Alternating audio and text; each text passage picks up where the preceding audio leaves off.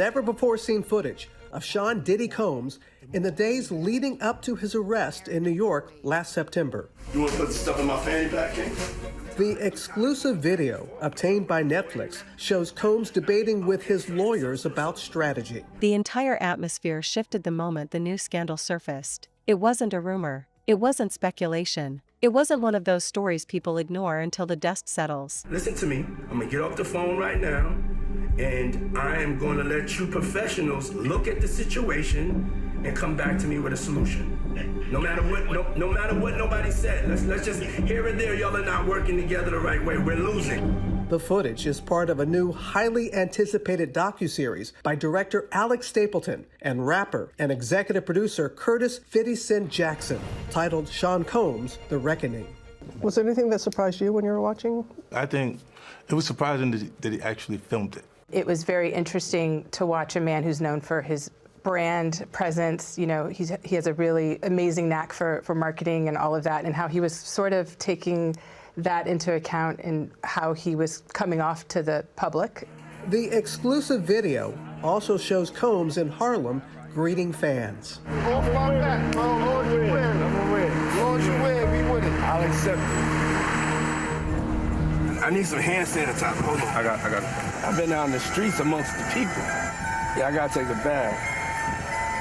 Like the amount of people that actually I'm coming in contact with, like that's what I have to do. You know what I'm saying? Oh. It's like 150 hugs. You're a public person as well, and there was one instance in Harlem, and his reaction when those people went away. Got in the car and said, I feel like I need to wash, like I'm dirt. That was, it shows you his character. Was that the reason for including it? Yeah, I mean, what's the odds that you would do that in front of the camera? Like that's one of the moments where he forgot he was on tape. How do you respond to people who say that it's more about the disdain that you have for Sean Combs than it is for giving the victims a platform? What they consider a pre-existing beef, right, for 20 years, right, is me being uncomfortable with him suggesting that he takes me shopping, or I looked at it like it was like a tester, like maybe you'll come play with me, type of thing, right? And it's not personal. I think it's important to also let people know that the show is not completely the perspectives of people that did not like Sean. We weren't trying to just get the highlights, the salacious details, you know, that the real goal was to storytell. And not everyone needed to have an allegation to be a part of this project. The 4-part series also features 2 jurors from Combs' trial who are speaking for the first time about how they reached their mixed verdict, finding Combs guilty of 2 prostitution offenses, but clear of racketeering and sex trafficking charges, both sharing their thoughts on the relationship between Combs and singer Cassie. Juror 75 describing them as 2 people in love, and Juror 160 saying in part, domestic violence wasn't one of the charges. Cassie, is she a victim in all this? I believe Cassie's a victim in all this because she came in she's like 18, like 19 years old in the very beginning. After a while, over time, you condition for it. The goal of what the film is trying to do is to let the audience kind of come in to ask questions like, were their decisions colored by certain things, and who got the benefit of the doubt, you know, in that courtroom? Do you think that hip-hop culture was on trial as much as Sean Combs was? Look, if I didn't say anything, you would interpret it as the hip-hop is fine with his behaviors. There's no one else being vocal. So you would look at it and just say, this one was different. This one landed like a meteor, cracking the ground beneath the industry and sending shockwaves through every corner of the culture. And just when people were trying to process what they had heard, another explosion hit, this time from someone who didn't hesitate for a second to call things out as they are. What came next wasn't gentle. It wasn't polished. It wasn't safe. It was a barrage of revelations, a flood of truths, a storm of commentary that ripped every sugar-coated narrative to pieces. It exposed the underbelly of an empire that had been protected for far too long. And as each revelation dropped, the internet didn't just react, they exploded. The commentary arrived like a series of bombs, each one hitting harder than the last, and within seconds, the entire scandal transformed. It went from being a chaotic mess of headlines to a fully dissected disaster that the world could finally see clearly. The commentary dragged the truth out into the open, piece by piece, layer by layer, with not a single ounce of hesitation. It didn't protect anyone. This morning, never-before-seen footage of Sean Diddy Combs in the days leading up to his arrest in New York last September. You want to put the stuff in my fanny pack, King? The exclusive video obtained by Netflix shows Combs debating with his lawyers about strategy. Listen to me. I'm going to get off the phone right now, and I am going to let you professionals look at the situation and come back to me with a solution. No matter what nobody said. Let's just here and there, y'all are not working together the right way. We're losing. The footage is part of a new, highly anticipated docuseries by director Alex Stapleton and rapper and executive producer Curtis 50 Cent Jackson, titled Sean Combs: The Reckoning. Was there anything that surprised you when you were watching? I think it was surprising that he actually filmed it. It was very interesting to watch a man who's known for his brand presence. You know, he has a really amazing knack for marketing and all of that, and how he was sort of taking that into account and how he was coming off to the public. The exclusive video also shows Combs in Harlem greeting fans. Off my back, bro. Lord, you win. I'm gonna win. Lord, you win. We win it. I'll accept it. I need some hand sanitizer. Hold on. I got it. I've been out in the streets amongst the people. Yeah, I gotta take a bath. Like the amount of people that actually I'm coming in contact with, like that's what I have to do. You know what I'm saying? Oh. It's like 150 hugs. You're a public person as well, and there was one instance in Harlem, and his reaction when those people Went away. Got in the car and said, I feel like I need to wash, like I'm dirt. It shows you his character. was that the reason for including it? Yeah. I mean, and what's the odds that you would do that in front of the camera? Like that's one of the moments where he forgot he was on tape. How do you respond to people who say that it's more about the disdain that you have for Sean Combs than it is for giving the victims a platform? What they consider a pre-existing beef, right, for 20 years, right, is me being uncomfortable with him suggesting that he takes me shopping, or I looked at it like it was like a tester, like maybe you'll come play with me, type of thing, right? And it's not personal. I think it's important to also let people know that the show is not completely the perspectives of people that did not like Sean. We weren't trying to just get the highlights, the salacious details, you know, that the real goal was to storytell. And not everyone needed to have an allegation to be a part of this project. The 4-part series also features 2 jurors from Combs' trial who are speaking for the first time about how they reached their mixed verdict, finding Combs guilty of 2 prostitution offenses, but clear of racketeering and sex trafficking charges, both sharing their thoughts on the relationship between Combs and singer Cassie. Juror 75 describing them as 2 people in love, and Juror 160 saying in part, domestic violence wasn't one of the charges. Cassie, is she a victim in all this? I believe Cassie's a victim in all this because she came in she's like 18, like 19 years old. In the very beginning. After a while, over time, you condition for it. The goal of what the film is trying to do is to let the audience kind of come in to ask questions like, were their decisions colored by certain things, and who got the benefit of the doubt, you know, in that courtroom?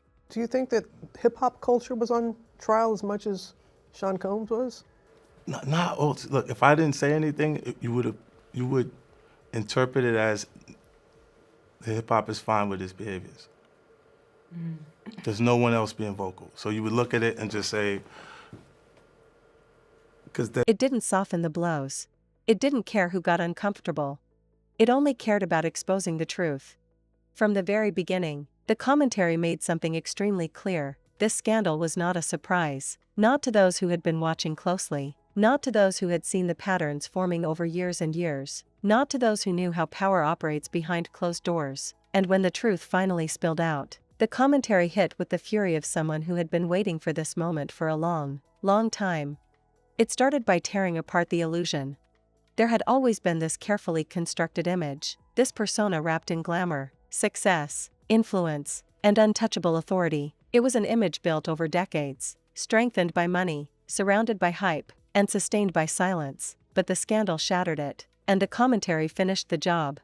Every piece of commentary was like dragging a spotlight into the darkest corners of an empire that had thrived on secrecy. The commentary exposed the contradictions, the double standards, the We have to find somebody that'll work with us that has dealt in the dirtiest of dirty business. We're losing.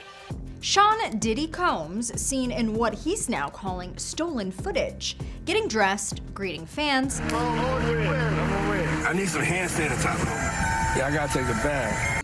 and arguing with his lawyers 6 days before his arrest in New York last year. Listen to me. I'm gonna get off the phone right now, and I am gonna let you professionals look at the situation and come back to me with a solution. Was there anything that surprised you when you were watching? I think it was surprising that he actually filmed it. That's one of the moments where he forgot he was on tape.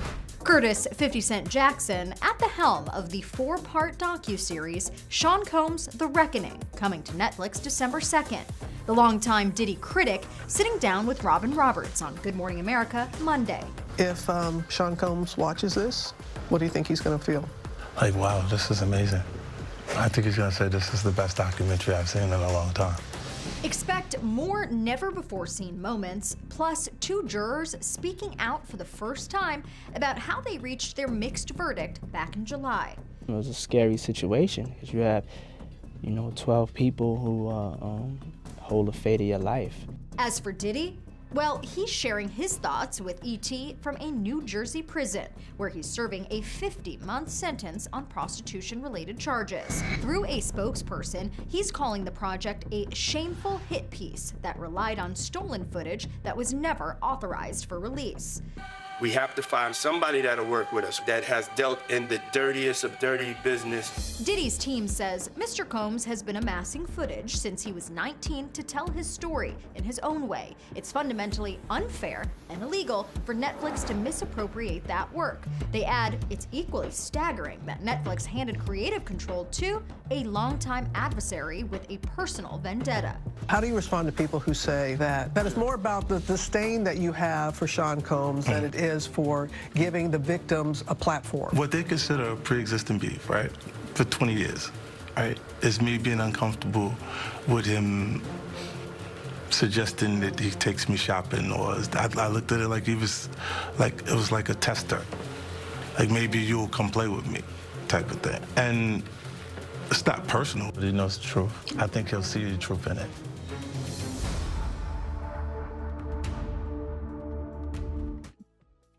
Yeah, I mean, 50 Cent, for many people, if it was ever, there was an anecdote that came out that someone had said, oh, I like guns, when talking about it back and forth, it might scare you. 50 Cent was at the Knicks-Pacers game in Indiana with a free Diddy t-shirt on, sitting courtside the next day. It's different. It was, yeah, it was different. I look back, and we aired a bit kind of leading into this interview, a clip from The Breakfast Club. It was 2018, and Diddy was on the show, and they asked about the issues that he had with 50 Cent. And he said, there's no issues. I love him. He loves me. He was kind of joking about it. And then you hear these stories that come out, whether it's this one specifically about 50 Cent or just in general, the picture that's being painted by the government in this trial. For you, has kind of the image of Sean Combs and who you thought he was, has it changed during the course of what we've seen over the last couple of weeks? Certainly over the course of what we've seen, but I think vicious patterns everyone pretended not to notice. It brought out the inconsistencies in the narrative that the central figure had always tried to sell to the world. It revealed the cracks in the empire that had been held together by ego, power, and manipulation. And the audience felt every word. Comment sections blew up. Discussions erupted across every platform. People replayed the commentary over and over again, dissecting every sentence, every shot fired, every truth bomb, because it wasn't just entertainment. It was exposure. It was the kind of reality check the culture needed but had avoided for too long. And the commentary didn't stop. It went deeper. It started connecting dots that had been ignored for years. It pointed out how the red flags had always been there, subtle at first, then blatant, then glaring, but nobody wanted to call them out because the empire was too big. too influential, too protected. People feared the consequences of speaking up. So the commentary spoke for them. With every revelation, the internet began to understand. I've seen an interview where 50 said, if you want to go nowhere, go to Diddy. If you're ready for your career to die, go to Diddy.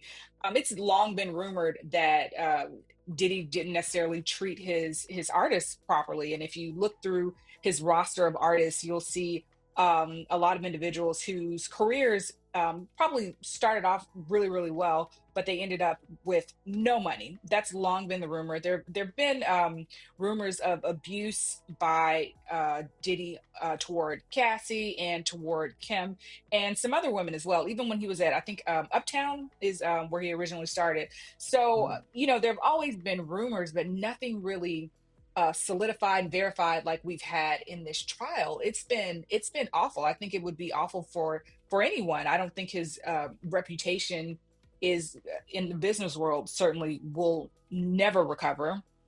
And even if he's found not guilty, his name is mud. I don't think that it's recoverable. I think everybody is extremely shocked, especially just some of the sexually explicit things. We have a huge morality issue in America. So anything that's like a little deviant is just not going to be really good for you. So I think everybody's a little shocked. I'm a little shocked and appalled and horrified, and I think a lot of people are. But this is not what we knew. We knew some things weren't right, but we didn't know just how wrong they were. And I feel like we just knew because, I mean, we all grew up, whether it was, some of the roles he had in movies, and I mean, he was everywhere, and then his brands were everywhere. And it's like Making the Band was such like a hit show on MTV back in the day. And there's that famous scene where he has all the contestants walk to Brooklyn to go get, I think it was Junior's cheesecake. And he's yelling at people. And then it seemed like everyone around him in any documentary that he did, it was like, oh, that's just Puff because he's always just so angry. And then it's just this whole other level in the trial where it just, as an attorney, I mean, how effective has the government been, as you just read, and we can only read transcripts really and kind of hear from the people we have in the courtroom, but just at this point, how effective has the government been in painting the picture of this isn't just someone who was a domestic abuser, this isn't someone who was just a mean boss, but this was a racketeer who was running a criminal enterprise. Yeah, and I think the forced labor issue. I think they've done an excellent job with that. With the transcripts I've been reading, a lot of the people are saying that they worked for 20 hours. Like that's the magic number, 20 hours straight. They, on a good day, we heard you'll get 4 hours of sleep. On a bad day, you'll get 4 hours of sleep.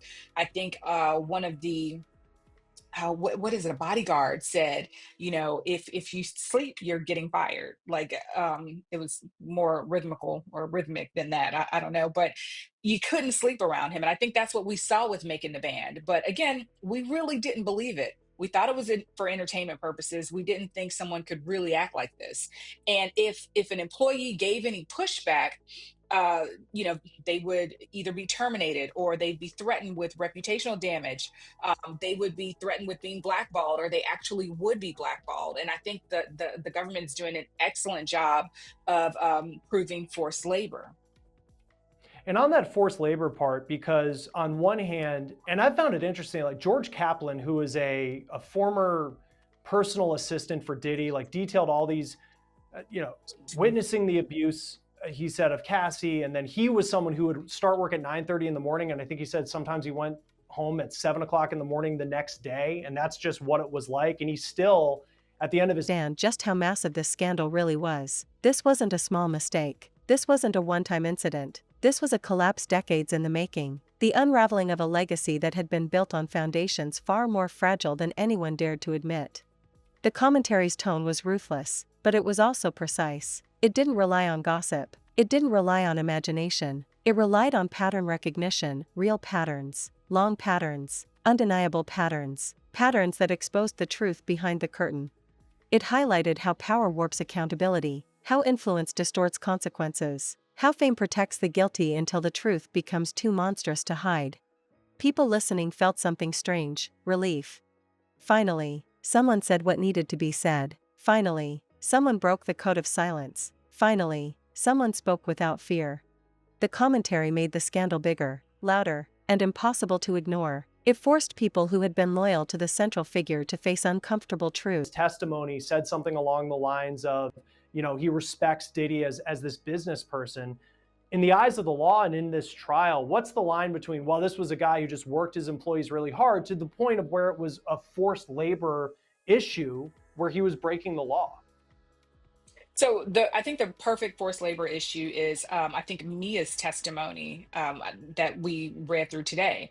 And, I think it's really easy for someone to say, well, hey, why don't you just leave? Well, one of the elements with forced labor is if you leave, you're threatened with reputational damage. You're threatened with being blackballed. You're threatened with psychological manipulation. So I think, that's a perfect example. With respect to Kaplan's testimony, I think what was so important is when he said toward the end of his testimony, I believe, that did he call him a god amongst men?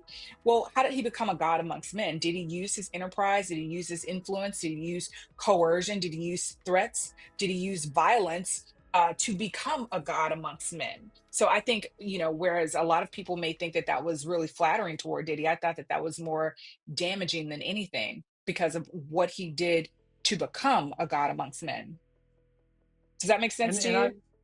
No, it does. And that's an interesting way to look at it, because at the end of Kaplan's testimony, we did a show specifically, and I found it interesting because, really, in the grand scheme of all the witnesses, George Kaplan's probably, by the end of this, someone that we may not even remember his name. But I just found it interesting where he was worked so hard. He was cleaning up the hotel rooms, and talked about all the baby oil and stuff that he was cleaning up in the hotel room. So you're just like, what kind of job is this? And then at the end, he's still like, yeah, it was almost, he was trying to be complimentary. But you look at that and you're like, the view that people had of Sean Combs within Bad Boy and Combs Enterprises, it was beyond, it felt like a boss, because there's still this, I need to give him a compliment at the end of the testimony. From the defense's side, they have tried to say, well, hey, Sean Combs, the video from 2016, yeah, it's bad. He was, this is domestic abuse. It's not a domestic abuse case. This is a racketeering, sex trafficking case. As a criminal defense attorney, to this point, how have they been doing in trying to score points for Sean Combs after some really difficult testimony that the government's putting forward? I think they've been making some good objections. I think that they've been doing the best they can. I was shocked that they didn't cross-examine Cassie's mother, which I thought was extremely damaging testimony. But I think they're doing exactly, the best that they can with what they've got. I think that Diddy ran a campaign, or at least this is what the government is showing us, that he ran a campaign of psychological warfare. You can tell in the type of people that he hired. A lot of people have testified that if they left, they didn't have really many resources. They may not have had the parents or the spouse or the background to help them do other things within the industry. So, and I think he did that on purpose with his hiring practices. And, again, it was just a reign of terror and psychological warfare. I think the defense, they're just doing, the best they can. They're poking little holes in people's memories, which to me, it really doesn't matter. The fundamentals are what matters. If you can't remember whether somebody had on a yellow shirt or purple shoes, that doesn't matter. I care about the fundamentals. And I think it forced the industry to confront its own hypocrisy. It forced the wider culture to rethink what it means to hold someone accountable. And the more the commentary revealed, the more the empire cracked. The imagery painted by the revelations was dark. It showed a world built on control, manipulation, intimidation, and secrecy, a world where consequences never seemed to land, a world where the powerful believed they could bend reality however they wanted, because they had always gotten away with it. Until now. The commentary exposed how the empire operated behind the scenes, how money flowed in ways nobody questioned, how fear was used as a tool, how the people around the central figure enabled the worst behavior, how the system allowed all of this to continue unchecked. It painted a picture that was disturbing but necessary. The internet reacted instantly, live streams popped up everywhere, think pieces got published every hour, memes flooded the timeline, people debated, people argued, people panicked. Because this scandal wasn't just about the central figure. They're doing great jobs with poking holes, but they're not doing a good job where it matters because they don't have anything with respect to where it matters, if that makes sense. No, it does. And one thing, you talk about the objections, and I'm happy you brought that up because just reading through the transcripts, it seems like there's an objection. I remember in Deontay Nash's testimony, the celebrity stylist, it was like every single question, the defense was popping in and having something to say. Is that typical? Is this an above average amount of objections that you're seeing from the defense? No, I think it's pretty normal. I think they've been strategic about it. I think they've been quiet when they need to be, and I think that they've been pretty vocal, where they need to be. So I don't think it's out of the ordinary. Typically when you object, and I'm always just fascinated by that because I think there's a big difference probably between what you see on Law and Order and the reason for objections in real life. What is the way a question, this is kind of just getting into the legal part of it. What is the way a question needs to be asked, and why would you object in certain cases where it seems like the prosecution's asking an open-ended question and then the defense steps in and objects? Well, so a lot of the objections come from laying the foundation. So an example of laying foundation is if we know that a drug is at issue. You don't want to say, when you saw such and such with the drug, what did you do with it? You want to first lay a foundation. Where did this item come from? Did you know what was in the item? And if they say, yes, I knew there were pills in it, I got them from such and such place. Okay, how did you know what these pills were made of, or what impact they'd have on the body? I know what ecstasy looks like. Oh, this was my prescription that I passed to X, Y, and Z. You just have to lay a foundation. And sometimes if you're not laying a foundation, you're going to get an objection. And then just finally, as we're still on the front end of this trial, and it's incredible to think that the prosecution still has a couple more weeks to go with everything we've heard thus far. When it comes to the racketeering, they've made the argument that he was responsible for the arson of Kid Cudi's car. We've heard multiple people like Capricorn Clark say that she was kidnapped by Sean Combs.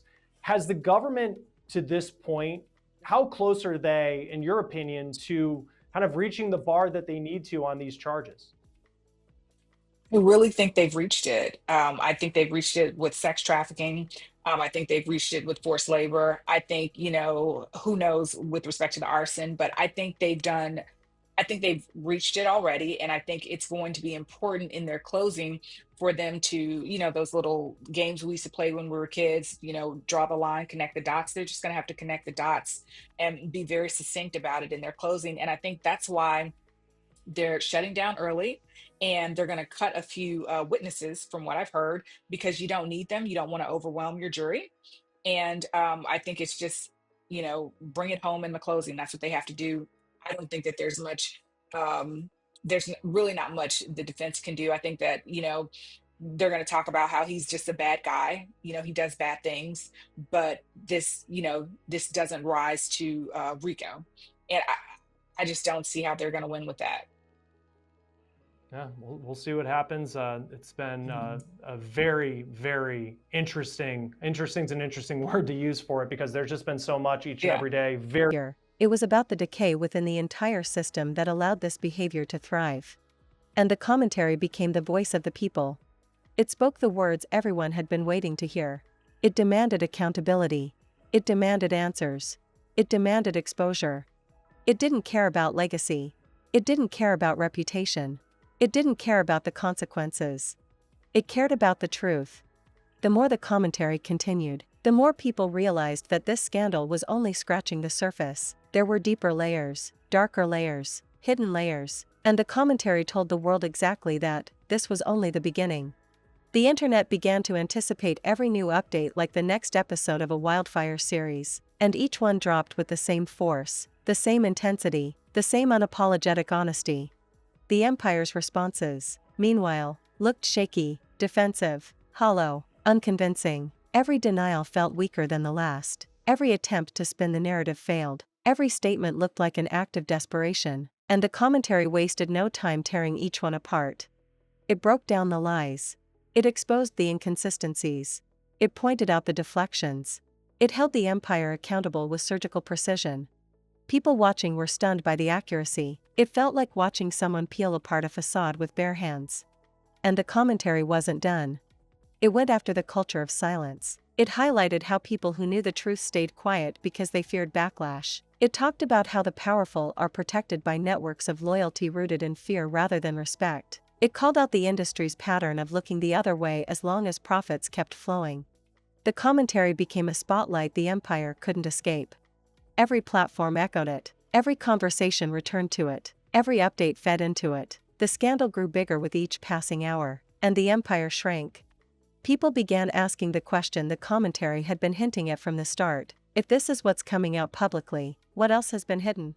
And that question alone was enough to ignite panic behind the scenes. The commentary saw the panic and exposed it too.